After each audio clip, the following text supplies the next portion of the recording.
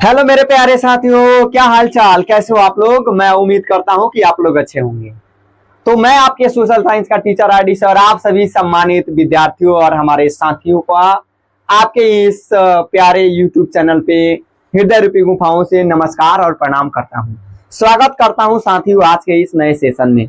Lecture number 3 होने वाला है मेरे साथियों। हम लोग पढ़ रहे हैं बिहार बोर्ड मैट्रिक परीक्षा 2027 में जितने भी हमारे साथी लोग शामिल होने वाले हैं सबके लिए महत्वपूर्ण यह सेशन साबित होने वाला है। हम लोग पढ़ रहे हैं वर्ग 10 इतिहास, अध्याय पहला है यूरोप में राष्ट्रवाद का उदय।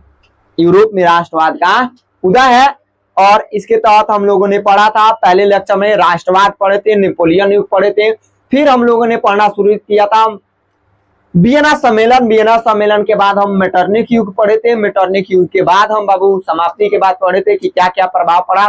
फिर हम पढ़े थे जुलाई 1830 की क्रांति, और जुलाई 1830 की क्रांति क्या थी, उन सभी लेक्चर का सभी टॉपिकों को हमने पिछले लेक्चर में लेक्चर नंबर 2 में हम लोगों ने देखा है। आज हमें पढ़ना है जुलाई 1830 की क्रांति का प्रभाव। जुलाई 1830 की क्रांति का प्रभाव क्या करना है दोस्त, पढ़ना है। आइए देखते हैं कि जुलाई 1830 की क्रांति का प्रभाव क्या क्या पड़ा और किस देश पे क्या क्या प्रभाव पड़ा, उन्हीं सभी को जानने का प्रयास करेंगे। देखिए प्रश्न है जुलाई 1830 की क्रांति का प्रभाव क्या पड़ा, प्रभाव क्या है। तो देखिए जुलाई 1830 की क्रांति अगर देखा जाए बाबू, तो जुलाई 1830 की क्रांति का फ्रांस पर क्या प्रभाव पड़ा। तो देखिए चार्ल्स 10वां जो फ्रांस का राजा था वो अपना साता को क्या करना, छोड़ना पड़ा। अपने साता को, राजगद्दी को छोड़ करके इंग्लैंड भाग गया। और नया जो था वो लुई फिलिप वहां का राजा बना। संवैधानिक राजतंत्र स्थापित किया गया, यानी कि संविधान के अनुसार वहां पे क्या किया गया, राजतंत्र को स्थापित किया गया और जनता को कुछ अधिकार और स्वतंत्रता दी गई। और जो फ्रांस की जनता थी उनको बहुत सारा क्या किया गया, अधिकार दिया गया और बहुत सारा छूट दिया गया। तो ये था जुलाई 1830 की क्रांति का प्रभाव जो कि फ्रांस पर पड़ा था। आगे देखिए, आगे कह रहा कि पूरे यूरोप पर क्या प्रभाव पड़ा, पूरे यूरोप महादेश जो था उस पर क्या प्रभाव पड़ा, किसका, जुलाई 1830 की क्रांति का। तो देखिए कई देशों में क्रांति की लहर फैल गई। जुलाई 1830 की क्रांति को देख करके यूरोपीय कंट्री जितना भी थे बाबू, उन सभी देशों में क्या हो गया, कई देशों में क्रांति की लहर दौड़ गई और लोगों में राष्ट्रवाद यानी कि एकता की भावना बढ़ी। लोगों में राष्ट्र यानी कि अपने देश के प्रति एकता की भावना या राष्ट्रवाद की भावना क्या बाबू, जागृत हुई। और राजाओं के खिलाफ विद्रोह बढ़े, यानी कि जितने भी राजा थे, महाराजा थे, अपने शासन में, अपने राज्य में शासन करते थे, क्रूरता से शासन करते थे, उन सभी लोगों के खिलाफ बाबू पूरे यूरोपीय देशों में क्या हुआ, वहां की जनता जो थे अपने राजाओं के खिलाफ क्या कर दिया बाबू, विद्रोह शुरू कर दिया। और विद्रोह भी क्या हो गए, ज्यादा बढ़ गए। आगे आइए, आगे कह रहा है कि प्रश्न दिया, क्या दिया बाबू, क्वेश्चन दिया है। क्वेश्चन दिया कि जुलाई 1830 की क्रांति का इटली और जर्मनी पर क्या प्रभाव पड़ा। क्वेश्चन पूछ देता है बिहार बोर्ड में, कभी 4 नंबर या 2 नंबर में पूछ देता है बाबू, दीर्घ उत्तरीय प्रश्न में पूछ देता है कि जुलाई 1830 की क्रांति का इटली और जर्मनी पर क्या प्रभाव पड़ा। जुलाई 1830 की क्रांति का इटली और जर्मनी पर क्या प्रभाव पड़ा। तो आइए देखने का प्रयास करते हैं कि जुलाई 1830 की क्रांति का इटली और जर्मनी पर बाबू क्या प्रभाव पड़ा। इटली पर प्रभाव, इटली पर क्या प्रभाव पड़ा बाबू, तो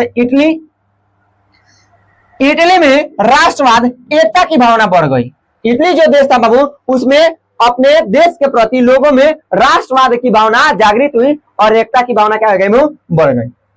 उसके बाद लोगों ने विदेशी शासन ऑस्ट्रिया के खिलाफ आवाज उठाई। जो इटली था वहां पे इटली पे बाबू ऑस्ट्रिया का शासन था और लोगों ने जो विदेशी शासन थी बाबू, जो ऑस्ट्रिया के खिलाफ क्या की, आवाजें उठाई। जबकि इटली पर ऑस्ट्रिया क्या था बाबू, प्रभुत्व था, शासन था। तो बाबू इटली के लोगों ने क्या किया कि ऑस्ट्रिया के खिलाफ क्या हुआ बाबू, आवाज उठाई। उसके बाद कई जगह विद्रोह और आंदोलन शुरू हो गए और कई जगह पे बाबू विद्रोह और आंदोलन क्या किए गए, शुरू कर दिए गए। आगे चलकर इटली के एकीकरण का मार्ग तैयार हुआ। यही एकीकरण और यही बाबू आंदोलन और क्या विद्रोह जो बाबू आगे चल करके इटली के एकीकरण का क्या किया गया, मार्ग प्रशस्त हुआ।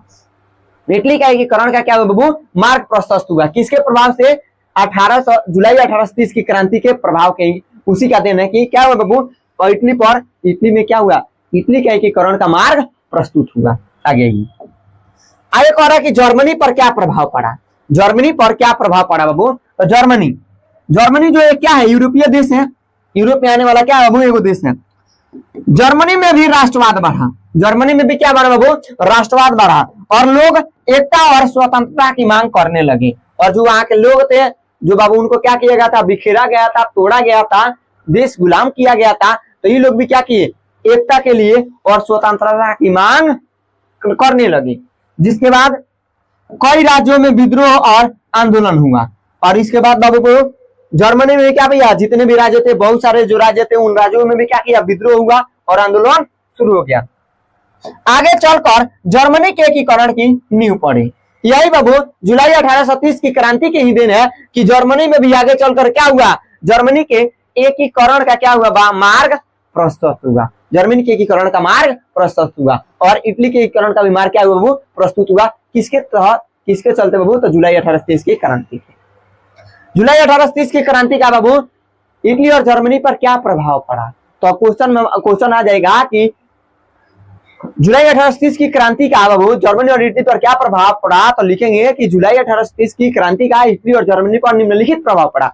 पहले लिखेंगे जर्मनी पर प्रभाव और लिखेंगे कि जर्मनी में राष्ट्रवाद बढ़ा, लोग एकता और स्वतंत्रता की मांग करने लगे, कई राज्यों में विद्रोह और आंदोलन हुए। आगे चलकर जर्मनी के एकीकरण की नींव हुई। आगे देखिए,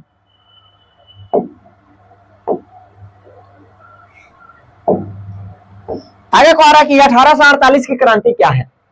1848 की क्रांति क्या है, तो देखिए जब 1830 की क्रांति समाप्त हुई और लुई फिलिप जो क्या बाबू, लुई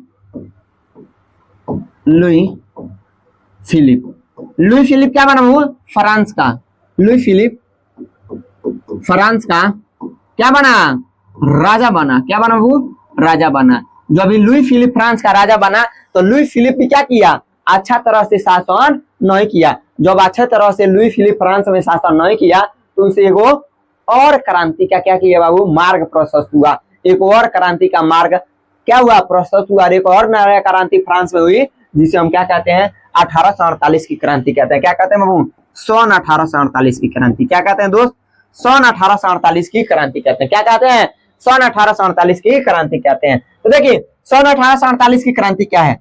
सन 1848 की क्रांतियां यूरोप के कई देशों में हुई क्रांतियां थी।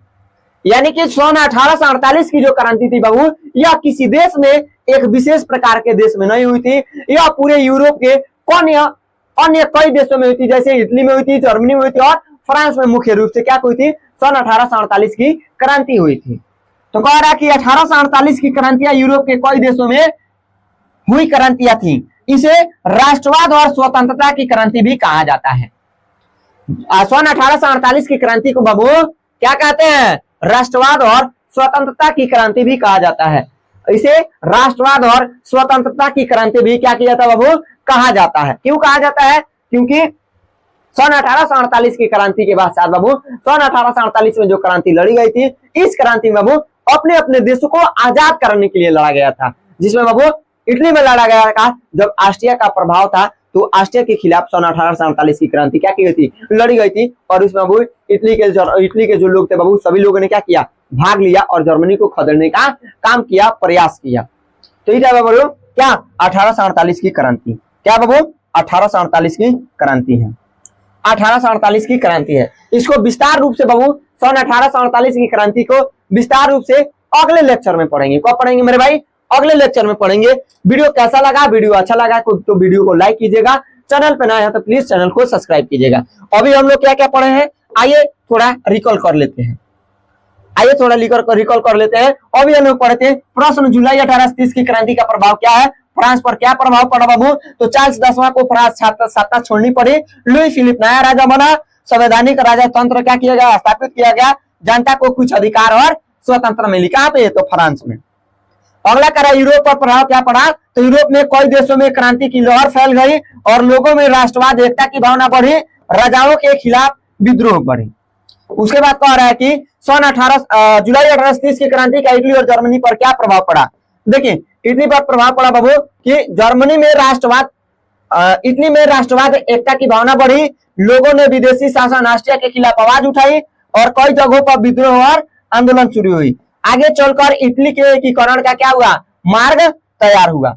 इसके बाद कह रहा है कि जर्मनी पर क्या प्रभाव पड़ा बाबू, तो जर्मनी में भी राष्ट्रवाद बढ़ा, लोग एकता और स्वतंत्रता की मांग करने लगे, कई राज्यों में विद्रोह और आंदोलन हुए, फिर आगे चलकर जर्मनी के एकीकरण की नींव पड़ी। इसके आगे हम पढ़े थे बाबू 1848 की क्रांति क्या है। 1848 की क्रांति का छोटा सा हम लोग एक परिचय देखे थे 2 पॉइंट में। इसे आगे कॉल के हम लेक्चर अगले लेक्चर में देखेंगे। वीडियो कैसा लगा, वीडियो अच्छा लगा तो वीडियो को लाइक कीजिएगा, चैनल पे आए नए आए तो प्लीज चैनल को सब्सक्राइब कीजिएगा। और एक हमारा और बाबू यूट्यूब चैनल है विजन स्मार्ट क्लासेस को अभी तक आप लोगों ने सब्सक्राइब नहीं किया तो विजन स्मार्ट क्लासेस को भी क्या कीजिए, सब्सक्राइब कर लीजिए। वीडियो अच्छा लगा तो अपने दोस्तों के पास क्या कर दीजिए बाबू, शेयर कर दीजिए ताकि अपना भी दोस्त क्या करे, पढ़ाई करे। मिलेंगे अगले सेशन में, तब तक के लिए आप सभी को जय हिंद।